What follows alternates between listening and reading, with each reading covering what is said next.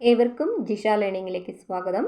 ഇന്ന് നമ്മൾ 7ാം ക്ലാസ്സിലെ ഹിന്ദി യഹ് ധർത്തി ഹേ ഉസ് കിസാൻ കി എന്ന കവിതാഭാഗമാണ് നോക്കുന്നത്. കേദാർനാഥ് അഗർവാളാണ് ഈ കവിത എഴുതിയിരിക്കുന്നത്. നോക്കാം.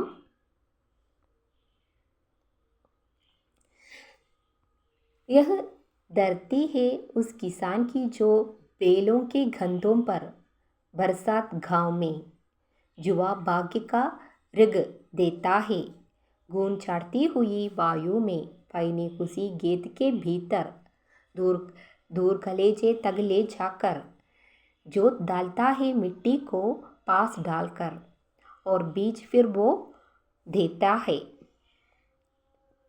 नए वर्ष में नई फसल के ढेर अन्न का लग जाता है. यह धरती है उस किसान की, नहीं राव की नहीं रंग की, नहीं किसकी धरती है केवल किसान की.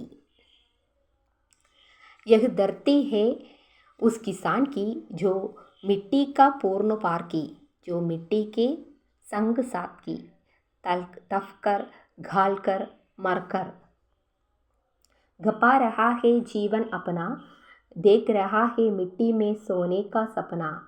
मिट्टी की महिमा गाता है, मिट्टी के ही अंतताल में अपना तन की घात मिलाकर मिट्टी को जीवित रखता है, गुद जीता है. यह धरती है उस किसान की. നോക്കാം.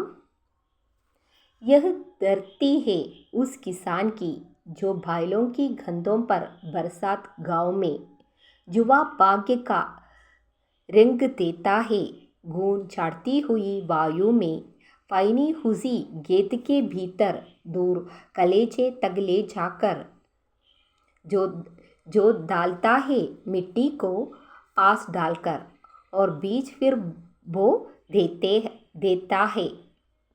नई वर्ष में नई फसल के ढेर अन्न का लग जाता है. यह धरती है उस किसान की, नहीं राव की नहीं रंग की, नहीं किसकी धरती के केवल किसान की. എന്താ പറയണ വെച്ചാൽ മഴക്കാലത്ത് കാളകളുടെ തോളിൽ വിധിയുടെ നൂകം ചാർത്തുന്ന, ചോര നനയിക്കുന്ന, വായുവിൽ മൂർച്ചയുള്ള കത്തിയുമായി വയലിൻ്റെ ആഴങ്ങളിൽ ഹൃദയം വരെ കല്ലെറിഞ്ഞ് മണ്ണ് ഉഴുതുമറിക്കുന്ന ആ കർഷകൻ്റെ നാടാണ് എന്നാണിത് പറയുന്നത്. കർഷകൻ്റെ ഭൂമിയാണിത്. വീണ്ടും വിത്ത് വിതച്ച് പുതുവർഷത്തിൽ പുതിയ വിളവെടുപ്പിനായി ധാന്യകൂമ്പാരങ്ങൾ വിളവെടുക്കുന്ന ഈ ഭൂമി കർഷകൻ്റേതാണ്. റാവുവിൻ്റേതല്ല, പൗക്കിൻ്റേതല്ല, ആരുടെയും ഭൂമിയല്ല, കർഷകൻ്റെ ഭൂമി മാത്രം. കർഷകൻ്റേത് മാത്രമാണ് ഈ ഭൂമി എന്നാണ് പറയുന്നത്. ഓക്കെ, ഇനി നമുക്ക് അടുത്ത് നോക്കാം. യഹ് ധർത്തി ഹേ ഉസ് കിസാൻ की जो मिट्टी का पूर्ण पार की, जो मिट्टी के रंग साथ ही तप कर घाल कर मर कर घपा रहा है जीवन अपना, गेत रहा है मिट्टी में सोने का सपना. मिट्टी की महिमा गाता है, मिट्टी के ही अंतताल में अपने तन की घात मिलाकर मिट्टी को जीवित रखता है, गूंज जीता है. यह धरती है उस किसान की. എന്താണ് ഇത്? കർഷകൻ്റെ നാടാണ് അല്ലേ? ഇത് കർഷകൻ്റെ നാടാണ്. പിന്നെ മണ്ണിനോടൊപ്പം ചൂടാവുകയും ഉരുകുകയും മരിക്കുകയും ചെയ്യുന്ന മണ്ണിൻ്റെ സമ്പൂർണ്ണ ആസ്വാദകനാണ് ആര്? കർഷകൻ.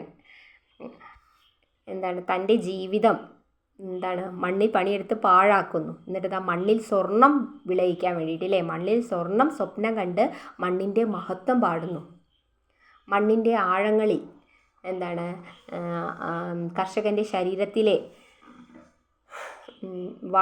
വളം കലർത്തി മണ്ണിനെ ജീവനോടെ നിലനിർത്തുന്നു അല്ലേ.